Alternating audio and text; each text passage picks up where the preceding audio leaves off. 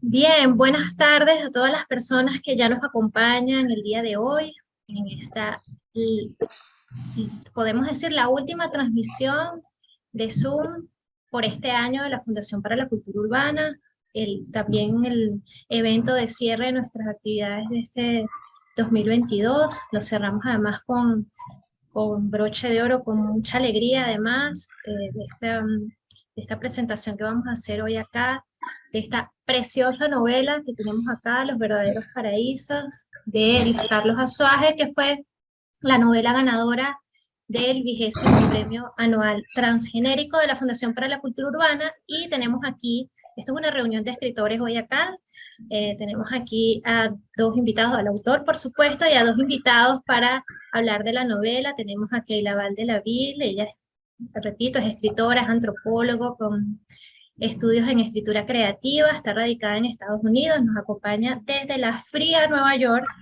y al sur está Gustavo Valle, que también es escritor, es autor además de la Fundación para la Cultura Urbana, está en Buenos Aires con mucho calor.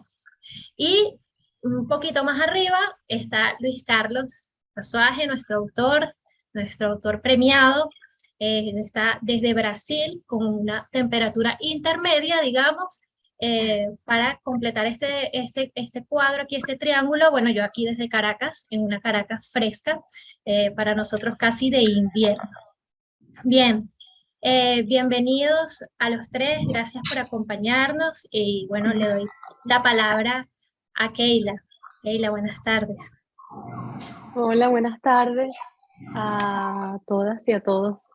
Me acabo de dar cuenta que mi nombre tiene una sola L. Qué cómico en mi pantalla. Qué cómico, me distrae.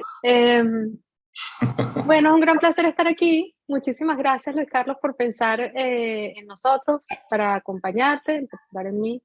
Me encantó leer tu novela. Muchísimas gracias, Deyanira, por presentarnos y por acompañarnos. Y Gabriela, qué lindo verte. Gustavo, mi tocayo de Valles, un gran gusto volver a estar juntos en alguna de estas cosas que nos convocan siempre. Bueno, me gustó muchísimo leer esta novela, la disfruté mucho, me sorprendió muchísimo, no la pude dejar de leer literalmente y me deja con preguntas reales, con cosas que quiero investigar, que quiero saber, con temas que me que me inquietan de manera personal, ¿no? Y yo creo que, bueno, antes digamos, de formalmente presentar o comentarles lo que vi, algunas de las cosas que me encantaron del libro, este, quisiera decir que eso es una de las cosas que hace que uno escriba y también que uno lea, ¿no? Encontrarse con una historia con una mirada que no solamente te muestra una porción del mundo, sino te deja preguntas sobre esa porción del mundo y sobre otras, que tienen que ver a lo mejor ya no tanto ni siquiera con el autor, sino con quien lee, ¿no? Despierta preguntas, despierta inquietudes, despierta nostalgia, y pues eso lo celebré muchísimo. Y la novela está escrita aparte es brillante, es con mucho cuidado. Pero bueno, yo escribí un texto que se llama Un viaje y tres preguntas a Luis Carlos Azuaje. Y dice, la novela Los Verdaderos Paraísos está escrita por un lector. Es una novela escrita por un ser que vive tras las letras. Su trabajo con el lenguaje, su cuidado en el ritmo, en la palabra precisa, sus imágenes poéticas, el mar como metáfora de aquello inabarcable, aquello inquietante, aquello que no termina nunca, jamás alcanzado del todo y que también podría llamarse escritura. Decía Rubén Darío, yo persigo una forma que no encuentra su estilo. Y sus referencias literarias tocan puntos llenos de sentido y densidad.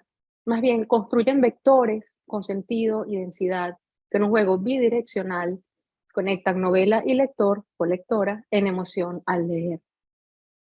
Abrir el libro entonces es dejarse de llevar de la mano por Azuaje y así, brazada a brazada, bien sostenida la historia por su autor, bien decidida la lectora, en este caso a adentrarse en las aguas de la novela, inicia un nado sutil, página a página, que atraviesa visiones sobre la identidad, el viaje, el desarraigo, el trauma infantil y la reflexión que comporta, el amor, su imposibilidad o imposibilidad, y la literatura o el oficio del escritor.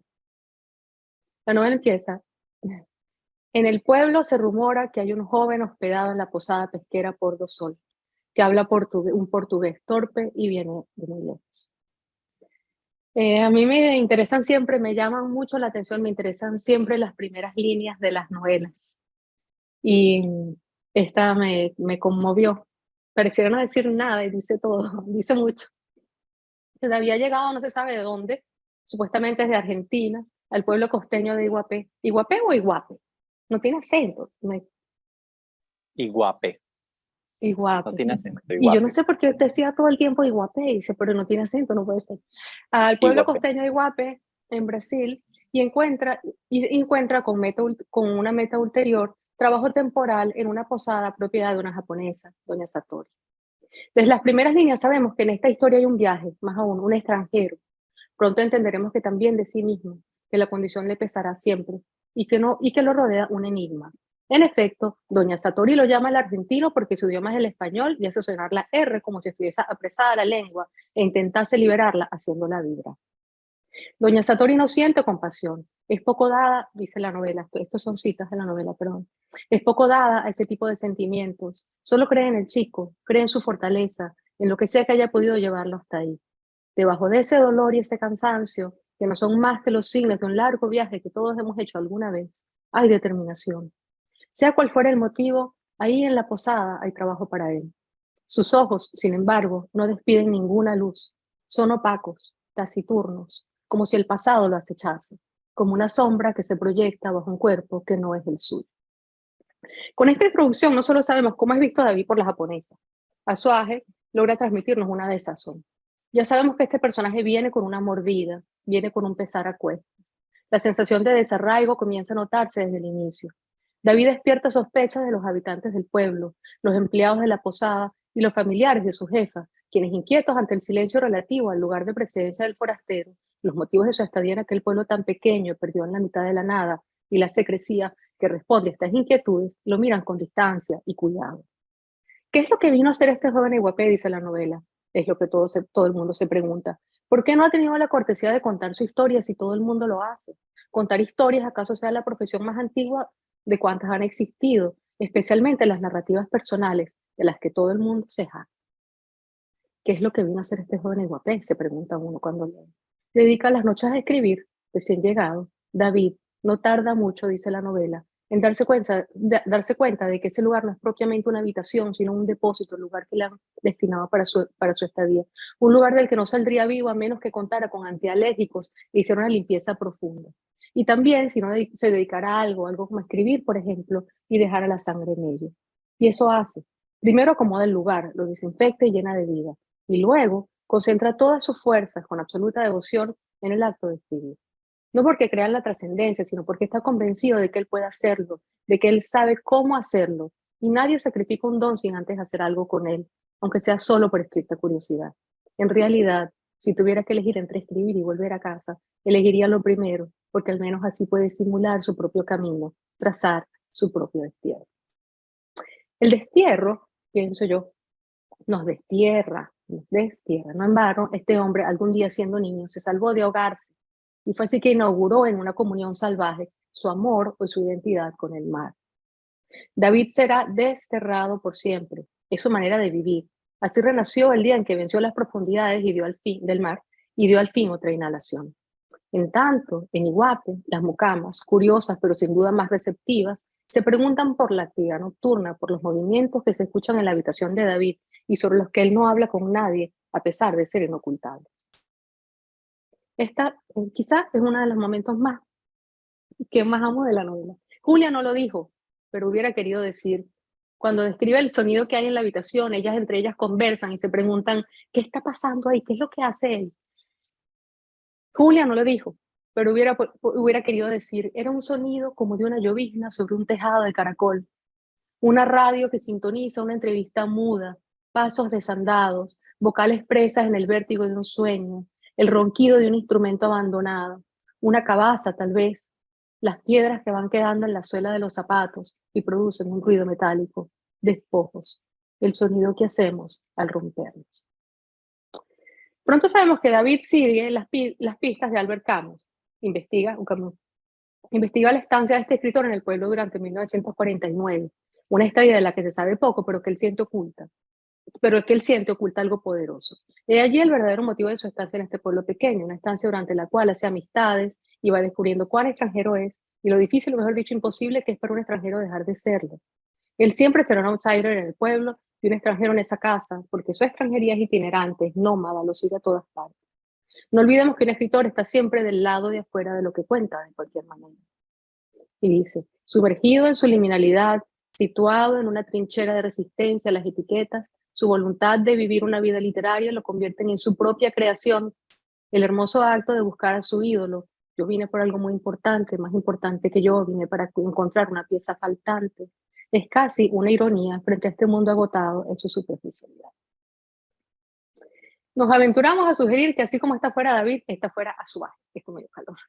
Azuaje halla una manera muy conmovedora de hablar sobre la no pertenencia sin nombrarlo. Cuando David baila, se pregunta intentando proteger su identidad y su pasado. ¿Los argentinos bailan así? Poco importa. Nadie en ese lugar sabe realmente cómo baila un argentino. O cuando escribe, no es exactamente lo que quiere decir. Tiene la lengua presa entre dos códigos que a veces lo confunden. Ha llegado a escribir en portugués sin notarlo. O cuando habla de su relación amorosa con Julia. Quizá el problema sea que su hija se acueste con un desconocido que no habla bien el portugués. Él se refiere a la mamá de Julia, porque si lo van a invitar, si no lo van a invitar a su casa, y cuál es la distancia que ella quiere conservar con respecto a él ante sus padres, ¿no? Y entonces él dice, bueno, capaz que el problema es que yo soy extranjero, quizás el problema sea que su hija se acueste con un desconocido que no habla bien el portugués, de lo que se deduce que o es tarado o es un extranjero, una de dos. David se pregunta, siempre lo hace, si no será su extranjería el motivo que guía las decisiones un tanto infantiles de quienes lo rodean. El enamoramiento es otro tema. Desde el inicio sabemos que el personaje despierta curiosidad en las criadas, pero poco a poco esa curiosidad lejana se vuelve algo más. Una relación amorosa con Julia nace. Los personajes más distantes no logran ver quién es David. Las personas más cercanas logran ver al David escritor. Asimismo, quienes leemos. Pero solo se encuentra David ante David en ocasión del episodio del pasado, traumático en el mar, o a través de la imagen de Camus, el otro extranjero de la historia. Es en estas instancias que quien lee puede acercarse a la intimidad del personaje. Y es que de cierto modo, David es un extranjero para sí mismo. Quizás es por esto que cuando doña Satori muere y se hace más patente que nunca su no pertenencia al pueblo que lo ha recibido a medias, David emprende viaje hacia Argentina, ahora sí. David desaparece de esa historia familiar donde nunca debió estar. Desaparece también su proyecto sobre Camus. Le parece que por mucho tiempo estuvo viviendo en este mundo ilusorio solo para poder aceptar, dice la novela, que nunca más volvería a su tierra, que nunca más vería a los suyos, y que solo una ficción de la que él fuera a la vez autor y protagonista podía salir. Y yo tengo 3 preguntas, pero esas 3 preguntas creo que te las hago después de que Gustavo hable sobre la novela. Muchísimas gracias. Gracias, Keila. Gracias a Gracias ustedes. por esas palabras dulces y nostálgicas. La novela. Bien, el mood de la novela. Bien, tenemos, como dijo Keila, a Gustavo, que también va a dar unas palabras. Gustavo es también ganador de este premio que recibió Luis Carlos. Y bueno, Gus, tienes las palabras. Bienvenido. Bueno, hola, gracias Diajanida, gracias a la Fundación para la Cultura Urbana por mantener vivo este premio que es una maravilla durante tantos años. La verdad es un motor de cultura que yo creo que todos agradecemos infinitamente. Y bueno, y muchísimas gracias a Luis Carlos, amigo, por haber escrito esa hermosa novela. A mí me ha encantado también. Así que me uno al coro de lectores satisfechos por Los Paraísos Perdidos. Em, Antes que nada quería pedir un minuto de silencio por la selección de fútbol de Brasil. Me parece que es oportuno que, estando Luis Carlos allá en Iguape, se tenga esta consideración. Pero además, si no me equivoco, Luis Carlos se encuentra en Iguape en este momento. Es decir, estamos en una situación como de paralelismo con la misma novela y yo sospecho que él está ahí escribiendo una novela sobre Camus en este momento, ¿no? Entonces, después vamos a hablar de eso. Después vamos a hablar de eso porque es muy sospechosa esas aventuras que él emprende en esa zona completamente ignorada. Habría que ver si existe ese pueblo. Yo no sé dónde estás ahora, pero bueno. Yo tengo también un texto que quiero leer, así que bueno, voy a ponerlo acá en pantalla y lo leo. En El revés y el derecho, el primer libro de Albert Camus, que servirá de fuente e inspiración para el resto de su obra, no lo digo yo, sino el mismo autor en el prólogo, hay un texto que dice: si es verdad que los únicos paraísos son aquellos que se han perdido, sé cómo llamar a este algo tierno e inhumano que hoy me habita. Y a continuación dice: un emigrante retorna a su patria. Y entonces se inicia un viaje a la memoria de su infancia en Argelia. De modo que ese algo tierno e inhumano parece tener nombre: el emigrante.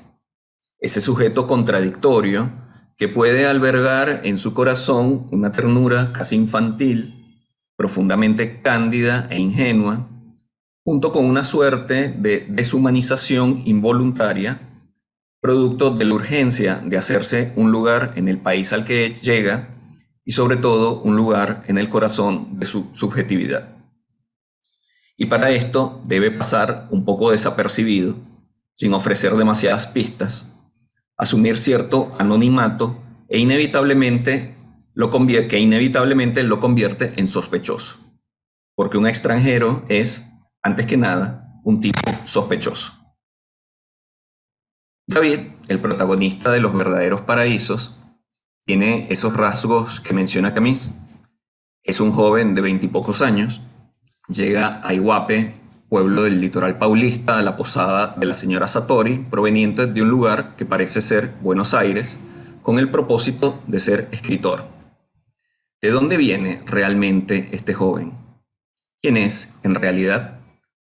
Allí establece vínculos con Satori, especie de madre putativa que le enseña a dibujar kanjis, y también con el resto de las personas de la posada y del pueblo, pero sobre todo con el mar, que se convierte en una presencia casi humana, erótica y total, con la que se fundirá en una memorable escena final, en una especie de matrimonio animista parecido al que Camus establece con el mar de Tipasa. Dice en Bodas en Tipasa, estrechar un cuerpo de mujer es también retener contra sí esta extraña alegría que desciende del cielo hacia el mar. Camus, como vemos, tiene una importancia fundamental en esta novela, pues se convierte desde el inicio en una obsesión real y fantasmal que el protagonista persigue y recrea. Apoyado en el hecho histórico de un viaje del autor de La peste a Iguape, David se encerrará todas las noches en una habitación de la posada a escribir un libro donde Camus será el protagonista, pero además asumirá ciertos rasgos del argelino, así como personajes, escenas y atmósferas de algunas de sus obras más importantes. Proust, el paladín de la memoria, fue quien acuñó la frase: los únicos paraísos que importan son los paraísos perdidos. Está en Por la parte de Swann, el primer tomo de En busca del tiempo perdido. Más tarde Borges dirá en su poema Posesión del ayer: no hay otros paraísos que los paraísos perdidos. Y la novela de Luis Carlos lleva por epígrafe: los verdaderos paraísos son los que uno ha perdido. Así, la novela se integra a un tópico literario de origen bíblico. David, el rey David, no huye a la playa, sino al desierto, donde no podemos olvidar a Milton y su Lost Paradise. Hay pues una larga tradición que concibe lo perdido como valioso, es decir, el pasado como el elemento temporal preferido de la literatura. La lluvia sucede en el pasado, nos dice Borges. Pero es precisamente el pasado del protagonista de esta novela lo que se nos oculta. Como una especie de iceberg de 133 páginas, el pasado de David se sumerge por debajo de las relaciones que establece con la señora Satori, con los lugareños, con Mairo, el cronista del pueblo, único con el que comparte la escritura de su libro, y con Julia, objeto del deseo, quinta esencia de las fuerzas naturales del litoral paulista. Por debajo de la red de vínculos y peripecias, por debajo del libro que escribe todas las noches, el pasado de David late con el mismo sonido sordo de las profundidades del mar. En Budapest, la celebrada novela de Chico Buarque, el protagonista José Costa, un ghostwriter carioca, termina de forma azarosa viviendo en la capital de Hungría, donde aprende el idioma y se integra a una sociedad distinta a la suya. David, al igual que Costa, parece borrar lo que dejó atrás y abrirse a una nueva aventura que no solo incluye un cambio de escenario y de personajes, sino un cambio de idioma, es decir, una manera de interpretar el mundo. Si la verdadera patria, como se dice hasta el hartazgo, es la lengua, la incorporación del portugués en David se convierte en el reemplazo de un lugar perdido, en la adquisición de una nueva sensibilidad, en el rasgo que lo delata como extranjero, esa peculiaridad que lo hace distinto. Más que una novela del exilio, Los verdaderos paraísos es una novela de la extranjería. Escrita por momentos como una suerte de diario en el que se van engarzando las vicisitudes de David en Iguape, el trabajo en la posada, las idas a la playa, el intercambio con los iguapenses, todos eventos de una cotidianidad aparentemente intrascendente, pero que en la subjetividad del protagonista cobran enorme importancia. Esto no solo subraya la sutileza con que está escrita esta hermosa novela, sino que revela lo que ocurre con todo inmigrante. Ve la realidad a través de una lente de aumento. Todo cobra para él una importancia excesiva, pues un inmigrante suele ser un paranoico. Y quizás por eso la extranjería sea ese rincón privilegiado y convenientemente aislado, ya no una torre de marfil, sino una posada en la playa, desde la cual escribir. Hay algo absurdo en la manera en que nuestro protagonista se instala en ese pueblo con la idea de ser escritor. Una especie de conducta desatinada o incoherente que responde a su espíritu aventurero y también a su juventud. ¿No hay algo de eso en Meursault, el protagonista del Extranjero? Un hombre con un pasado opaco, con esa especie de inercia que también lleva a David a encerrarse todas las noches en su habitación al margen del mundo, a escribir un libro que casi nadie conoce ni entiende. Sin embargo, al contrario de Meursault, David no es ni apático ni indiferente, mucho menos un homicida, aunque sí un sospechoso. Ante la muerte, su dolor aflora, su ternura nos conmueve. Esta es una novela de una gran capacidad de ternura, donde no veremos ni ironía, ni sarcasmo, mucho menos farsa, lo que la hace diametralmente opuesta a su primera novela, El Gran Farsante, que tiene como eje la carnavalización de la realidad nacional venezolana a través de la recreación de ese estrambótico personaje que fue Chendrik Sánchez, quien irrumpió en la toma de posesión de Nicolás Maduro en la Asamblea Nacional en el 2013. Durante su estadía en Brasil, Camus conoce a Oswald de Andrade, autor del Manifiesto Antropófago, y también al gran poeta nordestino Manuel Bandeira, quien escribió Bomimbora Prabhasargada, el poema en el que Bandeira, al igual que nuestro Eugenio Montejo con Manoa, imagina el paraíso. No un paraíso perdido, o quizás sí, porque lo perdido es pasto de la memoria y por lo tanto de la imaginación. Al fin y al cabo, ¿quién lo duda? Los únicos y verdaderos paraísos son los imaginarios. En el desenlace de la novela, la muerte hace presencia para subrayar la extranjeridad del protagonista. Es decir, lo convierte en sospechoso precisamente por ser diferente a todos y encarna la culpabilidad de un hecho en forma de chivo expiatorio o cabeza de turco para la misma sociedad que antes le ofreció hospitalidad y ahora lo señala. Entonces aparece una de las imágenes más potentes del texto. David solo, flotando como una suerte de Ofelia que inmortalizara el cuadro de John Everett Millet, pero ya no en un arroyo, sino en la densidad del Atlántico. Allí el protagonista lleva a cabo sus bodas con el mar.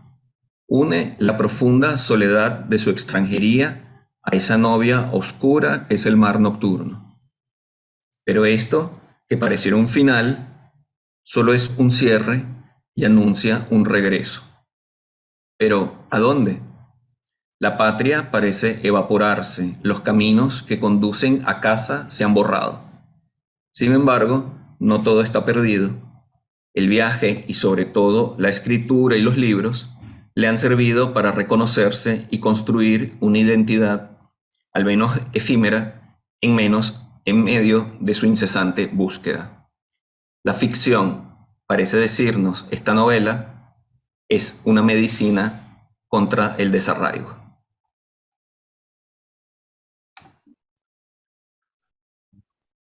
Gracias, Gus. Bien, aquí tenemos al autor de la novela que produjo estas dos sensibles lecturas. Eh, Está Luis Carlos conectado desde Brasil. Luis, buenas tardes, bienvenido. Hola, buenas tardes, ¿cómo están? Bueno, muchísimas gracias por esas generosas palabras de Keila y Gustavo, por esa lectura atenta. Gustavo acaba de confirmar que la crítica también es una forma de arte, y Keila confirma una de mis hipótesis de escritura, que es que la emoción no puede estar desconectada en absoluto del intelecto y de la creación. Quiero comenzar diciendo, bueno, voy a necesitar las tres preguntas de Keila en algún momento, ¿sí? Pero voy a comenzar diciendo algo que puede abrir un poco al debate, y es que, como soy muy poco dado a la crítica y mucho menos a la autocrítica literaria, me gustaría más bien hablar de las cosas que estaban a mi alrededor cuando escribí esta novela, lo que estaba sucediendo, las lecturas que tenía a la mano, que me parecen centrales para entender un poco lo que al final fue el resultado. Yo tenía en mente dos casos muy especiales de amigos que conozco, que uno de ellos es un ex estudiante de bachillerato a quien le di clases de literatura, un claro ejemplo de este joven con vocación poética, que se sumó a las filas de las Fuerzas Armadas venezolanas, que desertó de las Fuerzas Armadas venezolanas, que hoy debe estar metido en algún rincón lejano del estado de Rosario, en Argentina, que escribe artículos en inglés para una revista norteamericana bajo seudónimo. Y el segundo caso es un caso de un colega adolescente de adolescencia que dejé de ver hace mucho, pero que se fue a vivir a Finlandia, o sea, que eligió el último rincón del planeta, se casó con una finlandesa, cerró todas sus redes sociales, absolutamente todas sus redes sociales, y dicen los rumores, porque no sabemos mucho de él, que se cambió el nombre. De modo que lo que yo tenía en mente realmente eran casos de cómo tramitar este dolor que habíamos vivido los venezolanos, especialmente esta generación que estuvo a caballo, ¿no?, entre la democracia y estos procesos autoritarios, cómo tramitaron ese dolor a través de la creación de identidades nuevas, básicamente. Creo que ese era como el motor que le daba contenido, materia, que le daba propulsión a mi escritura. Y luego, por supuesto, pasaron cosas que tienen que ver con algo misterioso, que es que, en efecto, cuando yo comienzo a leer la biografía que hace Oliver Todd de Albert Camus, lo hice por casualidad, porque no soy un gran lector de Camus. Había leído El extranjero, La peste, los textos tempranos, ¿no? Y bueno, me pareció riquísima la lectura de esta biografía, y en ese intervalo, que era Navidad, me acuerdo, me invitan, un gran amigo brasileño me invita a conocer la región donde él vive. Resulta que, bueno, su familia es de Iguape. Entonces yo voy invitado por este colega a Iguape. Era la segunda vez que iba a Brasil, encantado, porque es mi conexión con el mar. Y bueno, me quedo en una posada regentada por unos japoneses. Como yo soy del tipo de escritor etnográfico, ¿no?, que me gusta estar tomando notas de campo, estoy escuchando a la gente, me nutro mucho de las voces, de lo que pasa a mi alrededor. Soy un chismoso, dicho de otro modo, ¿no? Me encuentro con esta señora de 80 y tantos años que coordina esta posada hermosísima. Todos son japoneses. Imagínense llegar a Brasil y encontrarse con todas las personas rasgos asiáticos, pero además hablan un portugués entrañable, ¿no?, coloquial, bien profundo, de las raíces, digamos. Bueno, lo interesante de esta situación es que yo, dada la particularidad de esta señora, decido escribir una crónica de este lugar precioso donde yo estoy llegando, que me parecía exótico todo lo que estaba pasando allí, ¿no? Empezando por ese encuentro Japón-Brasil.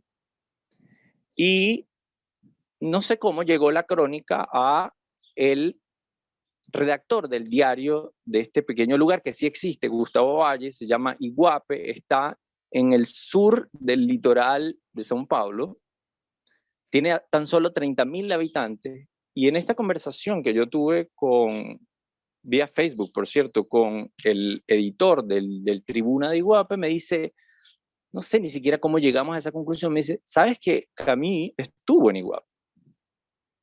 Yo, por supuesto, acababa de terminar la biografía, y no puedo creer, porque en ninguna parte lo mencionan. De hecho, casi no hablan de sus viajes a América Latina, a no ser en los diarios de viaje que él escribió. Esto disparó una serie de inquietudes enormes, porque además había venido a presenciar las fiestas del Bom Jesús, que son fiestas religiosas, y todos sabemos que Albert Camus era un ateo, y que había dicho en Río de Janeiro, al ver el Corcovado, el Cristo Corcovado, había dicho que era un enorme y lamentable Cristo luminoso. Entonces, ¿qué hacía Albert Camus en un desconocido rincón de la tierra para celebrar las fiestas del Bom Jesús? Como eso no estaba resuelto por ningún lado, empecé a investigar, a buscar, y bueno, me encontré. A partir de allí pasaron cosas que me recordaron mucho a este ensayo que escribe Rodrigo Blanco Calderón, lo que sucede cuando escribes libros, que lo recomiendo mucho, donde él dice, tomando frases de Philip Roth, de La Mancha Humana, que cuando estás escribiendo libros parece que todo confabula, parece que no hay ningún camino un camino secundario que no te dirija directamente a tu obsesión, que empiezan a aparecer cosas con las que no contabas. Y eso fue lo que sucedió con el libro. A medida que yo iba avanzando, sucedieron estas cosas. Y luego, cuando me di cuenta que tenía material suficiente para escribir, volví a Buenos Aires Y en Buenos Aires voy a la Biblioteca Nacional y hay una representación, una obra museística en honor a la visita de Albert Camus a Buenos Aires, la única que hizo. Entonces ya ahí eso me pareció casi siniestro, ¿no? Casi mágico. Y todas estas cosas pasaron, no forman parte de mi imaginación solamente. Y creo que, bueno, ahí tenía algo, de modo que ese fue el inicio de lo que después resultó a la postre el libro. Ahora sí podemos escuchar las preguntas de Kate. No te creemos nada, seguro inventaste todo lo que acabas de decir, te inventaste. Ya todas las preguntas fueron respondidas. ¿Por qué crees que te vamos a creer? Ya todas las preguntas fueron respondidas. Yo no sé qué vamos a hacer ahora, Keila. No, yo tengo preguntas que además Ok, dale. creo que me respondas. Necesito saber. No, de hecho, pues, digamos que son tangenciales, no se refieren directamente a la novela, pero sí. Por eso te lo pregunto, por eso te las quiero hacer. Por ahí leí que habías dicho que dijiste que la literatura que te gusta es bella y cruel. Y yo quisiera saber por qué. Y porque es la vida, es crearse ilusiones, es hacerse de la idea de que existe la felicidad como una esencia, cuando en realidad lo que tenemos es momentos muy sutiles de belleza con los que hay que aprender a disfrutar, pero que la felicidad en sí es algo profundamente efímero y creo que eso es de una crueldad enorme, ¿no? Porque es pensar que existe digamos, esa felicidad, esa entidad y desilusionarse a medida que uno vive la vida. Aparte, en la literatura me gusta mucho, creo que lo mencioné, sobre todo por lo que dijiste antes, ese tipo de literatura que es capaz de conmover, que es capaz de tocar las fibras sensibles a partir de cosas muy simples, ¿no? De relatos cotidianos, de amores imposibles, de relaciones furtivas. Pienso en Natalia Ginzburg, pienso en toda la literatura de Natalia Ginzburg, que es de una ingenuidad enorme, pero al mismo tiempo, por lo que dice Bettina González en una oportunidad en el libro La obligación de ser genial, que es no hay que tenerle miedo a las emociones. Es decir, aquel decálogo de Quiroga que prohíbe no dejarse llevar por el imperio de las emociones, bueno, eso no es para la literatura, o por lo menos para la que a mí me gusta. La literatura que me gusta es esa que mueve mis fibras, y esa es la que intento hacer de alguna manera, lo cual es muy difícil porque cuando buscas ese efecto tan celosamente, puede ser que caigas en la cursilería, sobre lo cual escribió mucho también el propio Gustavo en algunas de sus crónicas. Entonces, estamos allí, ¿no? En ese espacio difuso entre la cursilería y la emoción, pero a mí me parece que todas las buenas novelas tienen que producir eso. Es eso.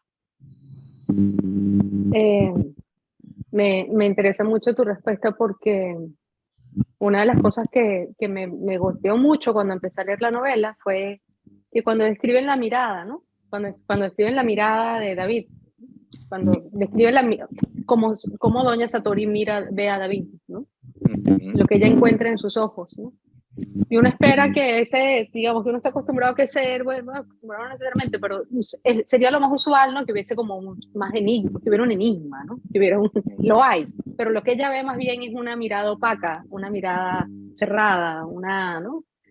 Una persona que lleva un dolor, pero que más allá de eso no manifiesta, ¿no? No manifiesta a través de la mirada, y eso me impactó. Dije, ¿cómo va a ser Luis Carlos para llevar adelante un personaje que no logra conectar con la mirada, que lleva esa sombra a cuestas, ¿no?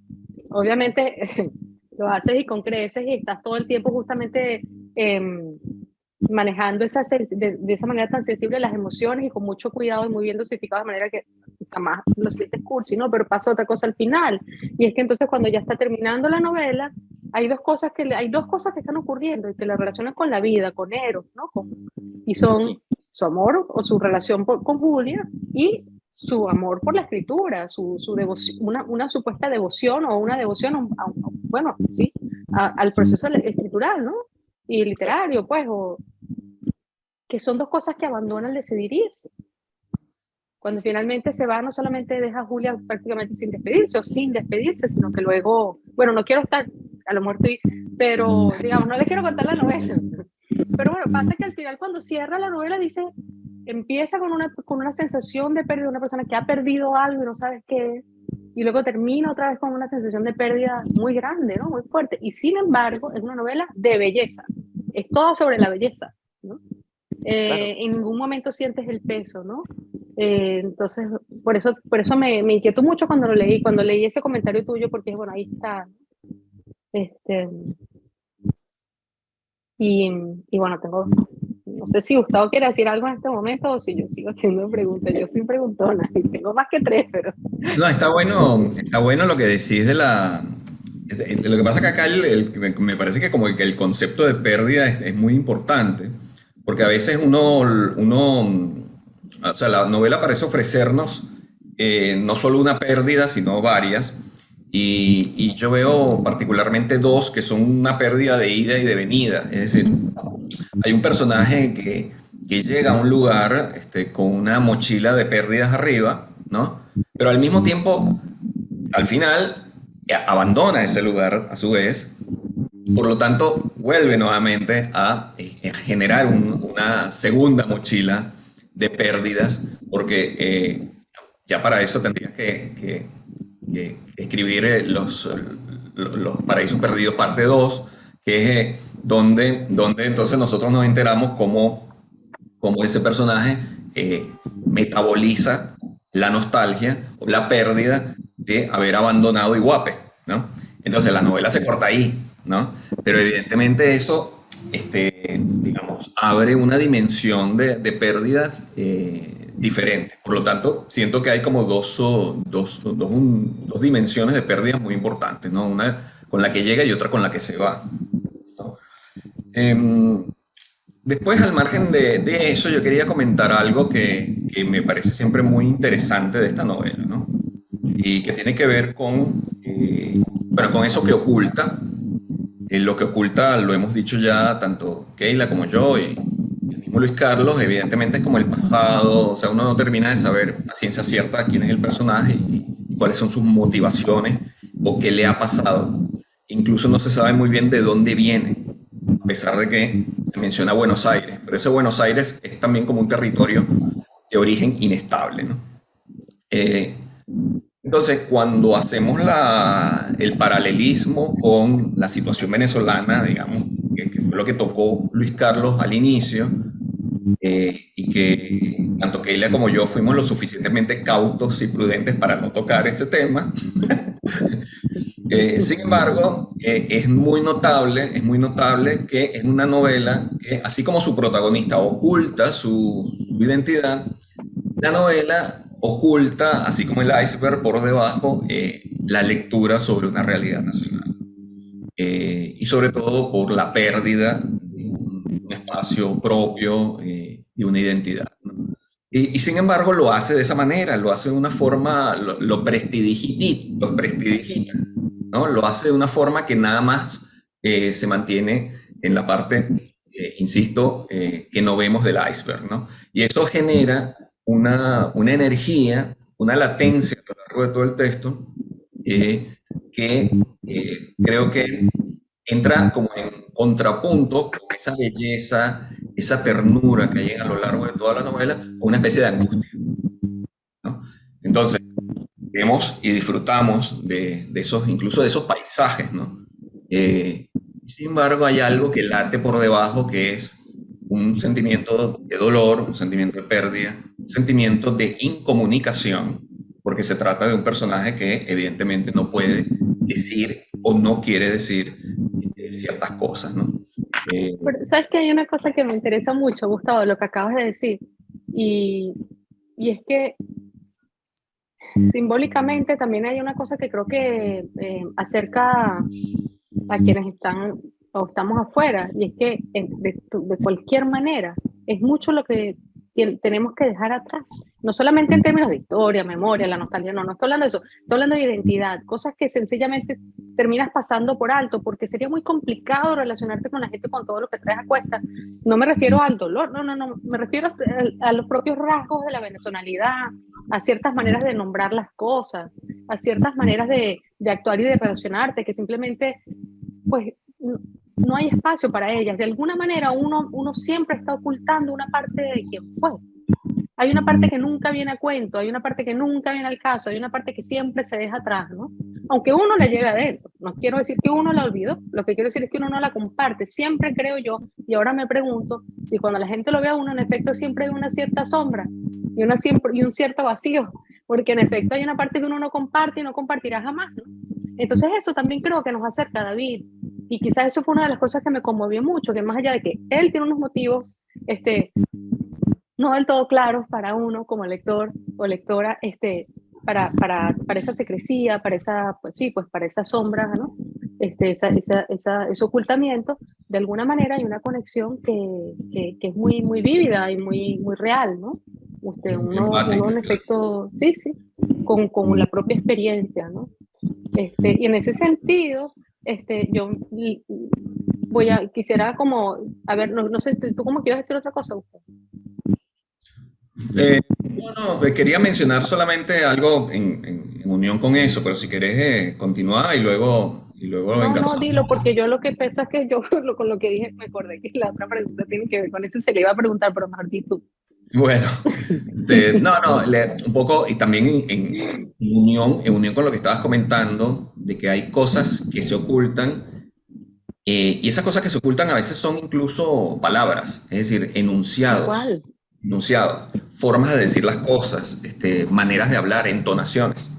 Eh, y, y me parece curioso porque en la novela, en general, hay como un tono bastante neutro, se podría decir. Pero a veces se deslizan algunas palabras que entonces hace sospechar de dónde proviene el escritor, ¿no? Por ejemplo, yo anoté dos, hay otras, pero bueno, anoté dos. Una es Peñeros, que menciona la palabra Peñeros en, en Iguape, que yo no sé cómo se dirá Peñeros en portugués. Ahí Diajanía nos puede ayudar también. No sé cómo se dirá en portugués. Sospecho que Peñeros no tiene cabida. Y sin embargo, hay otra palabra que tampoco se dice, sospecho yo, ni en portugués, ni en Venezuela, ni en venezolano, digamos, que es calzadas en la Aquí calle. nos están diciendo spoiler alert en el chat. Spoiler Para que alert. se les avise. Bueno, tenemos que ocultar un poco más que nuestra información. Como tenemos que hacer como David. Este, entonces, bueno, hay como pequeñas señales, ¿no? Que quería también como a modo de pregunta hacerle a Luis Carlos, ¿cómo se enfrentó, digamos, con todo lo que es el material lingüístico? ¿No? ¿Cómo se enfrentó con las herramientas lingüísticas para poder narrar una historia en la que el origen estaba elidido? Y por lo tanto, la lengua y el lugar de enunciación se hacen conflictivos, ¿no? Eso quería preguntar. Listo. Bueno, con respecto a lo que mencionaste acerca de, y que han dicho los dos, ¿no? Sobre su pasado, el pasado de David,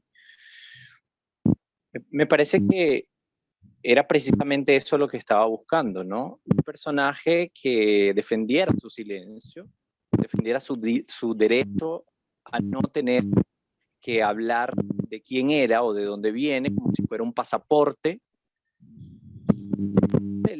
Las cuestiones de pasaportes y papeles y documentos de policía.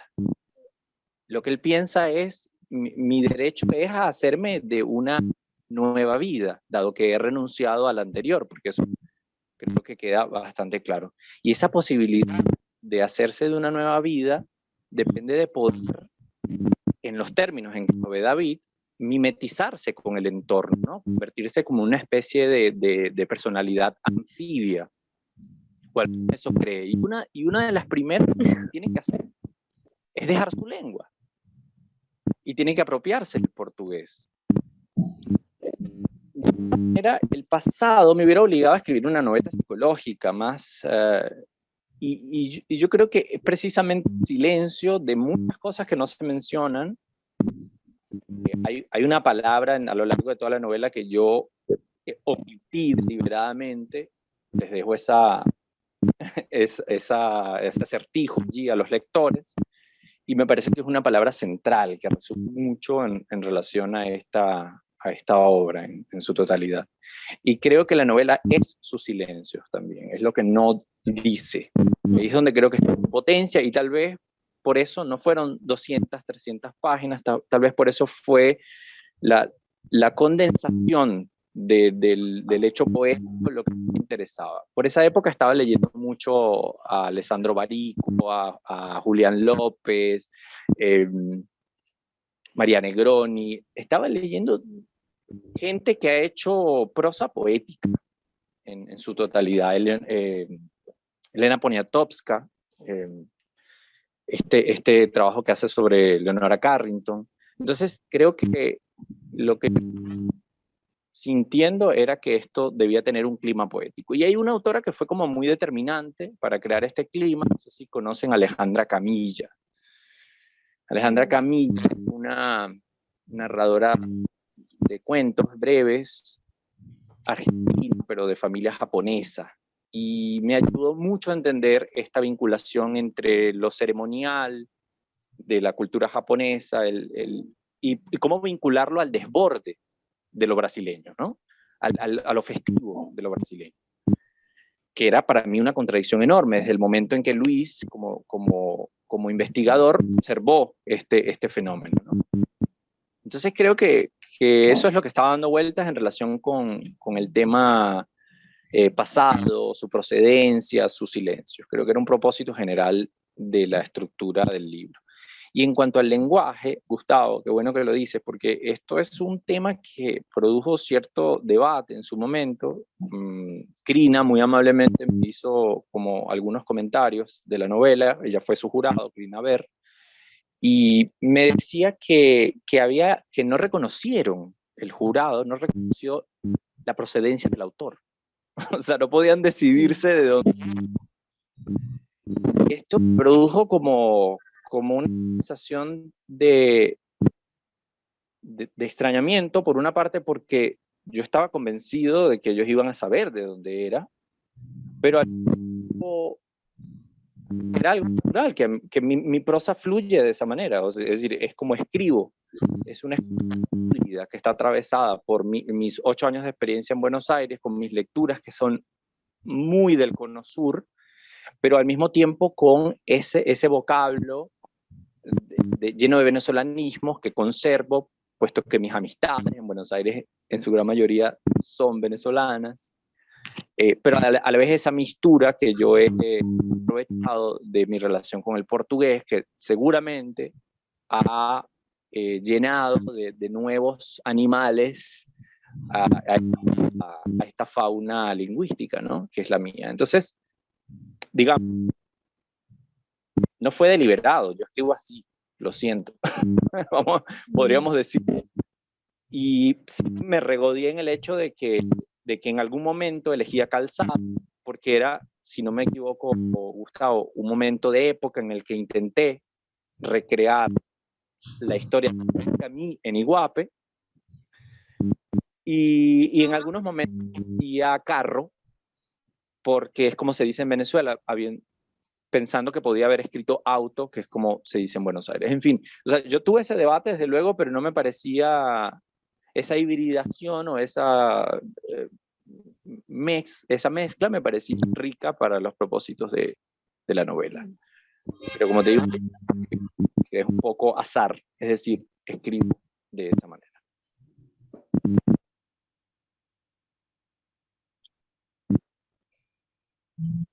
Keila, ¿querías hacer otra pregunta?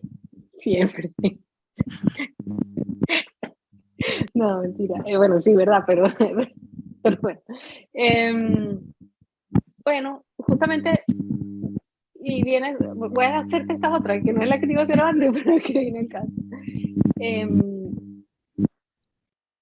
Yo leí, creo que también en otra entrevista que decía, yo recibí un legado y ¿qué hice con él? Intuitivamente hice lo que Gina Saracheni explica muy bien en su libro La soberanía del defecto, por cierto, un libro maravilloso. Recibir un legado no es solo repetirlo, sino sobre todo traicionarlo, es decir, transformarlo, hacer algo con él. Yo traicioné a mi patria y por eso mismo le fui fiel. Me gustaría que nos hablaras un poco más sobre esto porque creo que, bueno, creo que está muy relacionado con lo que venimos conversando y pues me convocó también de manera como muy personal. Claro. La primera tradición es esta, la lingüística. Cuando uno llega a otro país, tiene que hacer un repertorio para que te entiendan. Y eso es tu culpa. ¿No? Al inicio te sientes como estás traicionando algo. Luego te das cuenta que es una falsedad. En realidad es una forma de hacerte de un lugar, como bien había dicho Gustavo, de hacerte un lugar, hacerte parte de ese lugar y de acrecentar tu repertorio. Es tan simple como eso, pero se mueven cosas del orden de lo emocional patrio, podríamos decir. Y luego, yo cito ese texto de Gina porque me parece que justamente eso ha sido uno de mis grandes dilemas, ¿no? El hecho de que cómo se vive esta vida de nómade digital a caballo entre Brasil, Argentina, Venezuela, con esta lengua perforada, que nadie define claramente de dónde es que es este tipo. En Buenos Aires me dicen que soy colombiano, los argentinos piensan que soy brasileño, los brasileños piensan que soy argentino. Entonces, pienso que como que todo esto que me ha pasado me interroga en relación también a mi concepto de país, a lo que yo dejé, a esa tradición necesaria, a ese parricidio, a esa necesidad que yo tenía de matar a esa Venezuela con la que estuve enemistado durante muchos años, especialmente cuando el momento en que emigré me sentí como despojado de algo. Y esa fue mi manera de lidiar con todos con esos fantasmas, digamos, hacerme de identidades anfibias en la que no me pudieran reconocer en ninguna parte. Te cuento una anécdota que puede ser interesante para lo que estamos dialogando sobre la patria, el desarraigo y todo esto. Cuando yo llego a la Argentina, que estuve muchísimo tiempo sin conseguir empleo, como la gran mayoría de los que emigramos al principio, me llama un amigo de un instituto que ofrece clases de apoyo para estudiantes que van a ingresar a la universidad y están haciendo el propedéutico, especialmente de la UBA, ¿no? Una de las materias que dictan en la UBA se llama ICSE, Introducción al Conocimiento de la Sociedad y el Estado, que es básicamente nociones de política con un 80% de historia argentina. Mi amigo me dice, ¿tú eres capaz de darlo? Yo le digo, sí. Bueno, empiezas el lunes. Ese fin de semana me fui a la Biblioteca Nacional, me acuerdo, y estuve 3 días internado en la Biblioteca Nacional estudiando historia de Argentina porque yo tenía que dar clases de historia de Argentina. Claro. Entonces, por supuesto, llegué, devoré la bibliografía todo lo que pude y me di cuenta que el enfoque que daban los autores era el enfoque de la represión, porque es un país que particularmente ha tenido muchas dictaduras y golpes de Estado.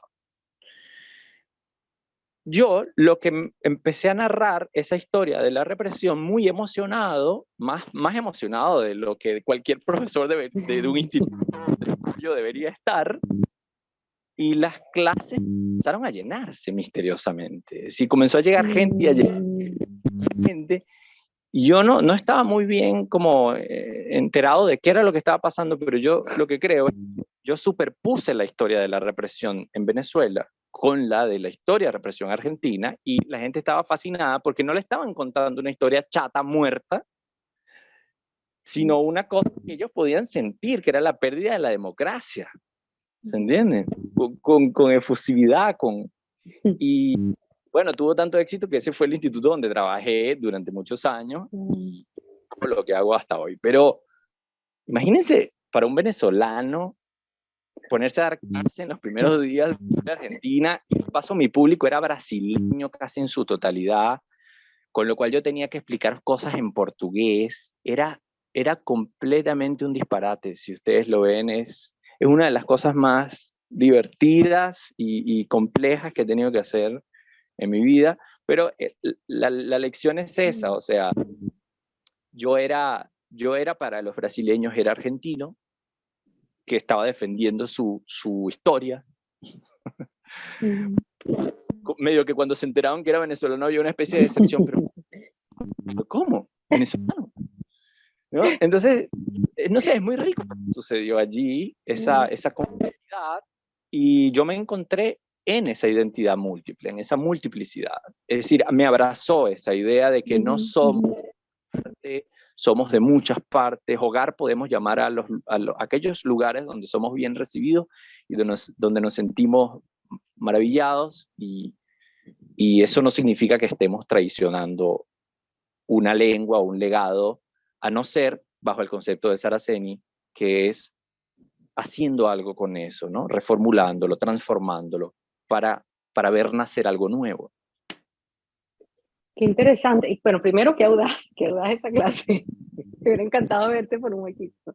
Qué interesante, qué chévere. Y además, qué audaz eso, ¿no? Plantearte ese reto así en un fin de semana. Y habla mucho sobre justamente lo que se está dispuesto a hacer y sobre lo que se está dispuesto a explorar y cómo uno está dispuesto a reinventarse con una cierta fluidez, cuando pues no tienes de alguna manera incluso el peso de lo que se espera de ti como, ¿no? Dentro de un territorio con una historia que igual te llevas a cuestas, pero que ya de alguna manera digieres y procesas en otros contextos, ¿no? Y pasa lo que tú comentabas, ¿no? Sí, me interesa mucho me pregunto, creo que de alguna manera eso es lo que quiere hacer David también. O sea, David tiene esa ilusión de que él va a pasar como desapercibido y que él va a poder, ¿no? De alguna manera, por una parte ocultar lo que no quiere mostrar, sí, pero por otra parte como diluirse, ¿no? Volverse un otro más de ese espacio y de ese pueblo y sencillamente compartir de tú a tú. Y él tiene esa ilusión, pero al final, por más que intente traicionar eso con lo que él viene y dejarlo atrás, no lo va a poder traicionar nunca, porque justamente lo relabora de una manera o de otra y es siempre visto como el que no pertenece, ¿no? Que esa es la otra, ¿no? Que bueno, esa idea de que la gente traiciona o que la gente, no, al final eso es imposible porque siempre vas a ser el extranjero, siempre vas a ser la extranjera, ¿no? Y siempre vas a llevar contigo a tu Venezuela de alguna manera, bueno, con los traumas, con la, ¿no? Siempre, ¿no? Y de alguna manera eso también es lo que pasa con David, ¿no? Aunque él está tratando de dejar atrás su vida y su pasado, ese pasado se le cuela todo el tiempo, incluso en la sombra de los ojos, ¿no? O sea, está ahí todo el tiempo atravesado ante él, está el pasado del que no quiere hablar, ¿no? Así es. Eso me conmovió mucho. Gustavo como que se desconectó. Sí, se le apagó la computadora, me acaba de escribir. Le apagó, sí. Me mandó un mensaje. Keila, muchísimas gracias te repito, esa lectura sensible y melancólica también, pero muy sensible. Y esa, ¿cómo se llama? Batería de preguntas que preparaste. Yo sé que tienes más preguntas, yo sé que sí. No, ya yo seguiré hablando con Luis Carlos a partir de ahora, Luis Carlos. Ya. Qué chévere, qué buen encuentro. Empieza una conversación, claro que claro, sí. sí. Luis, gracias por compartir además con nosotros todo el contexto y como la trama detrás de la trama de la novela, ¿no? La trama del creador, del escritor, los materiales que nutrieron y las experiencias que nutrieron la escritura de esta novela. Gracias por compartir eso. Ah, mira, aquí está llegando Gustavo otra vez. A Gus, además, gracias por haber hecho todas esas relaciones también con la misma literatura, ¿no? Ya como dijo Luis Carlos, ponerle el acento crítico también al encuentro, ¿no? De esas relaciones y conexiones que podamos ir, esos diálogos que se establecen dentro de la misma literatura con la literatura misma que nos diste, agradecida también.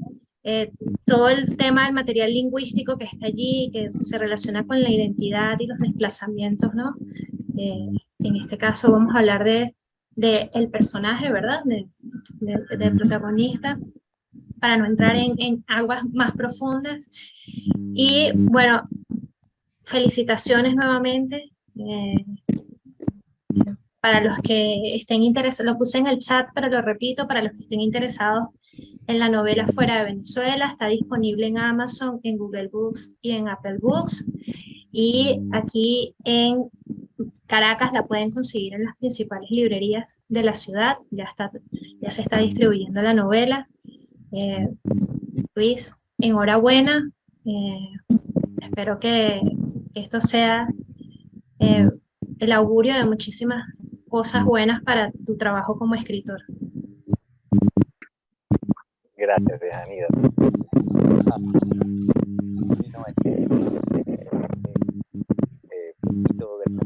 Un saludo. No te estamos escuchando. A ver. ¿No? Ahí me escuchan. Ajá, ahí ahora sí. Bueno, saludos a todos los que comentaron. Pepito, amigo de Londres. Y tanta gente que bueno, dejó sus comentarios. A los panelistas por esa cada lectura, atenta lectura. Y a la Fundación por hacer esto posible. No, gracias a ti. Bueno, además esto es otra etapa del libro, seguiremos trabajando. A todas las personas que nos acompañaron, muchísimas gracias. Aprovecho para dar los buenos deseos para esta Navidad, la feliz Navidad, buenos deseos para el año nuevo. Bueno, que 2023 traiga cosas buenas y mucha salud para todos. Un abrazo hacia Buenos Aires, un abrazo hacia Nueva York y un abrazo hacia Brasil. ¿Estás en Iguape o estás en algún otro lugar? Minas Gerais, en este momento. Estás en Minas Gerais. Un abrazo a Minas Gerais entonces. Bueno, muchísimas gracias y nos vemos en una próxima oportunidad. Buenas noches a todos. Muchísimas gracias. Gracias. Felicitaciones, Luis. Abrazos. Abrazos grandes.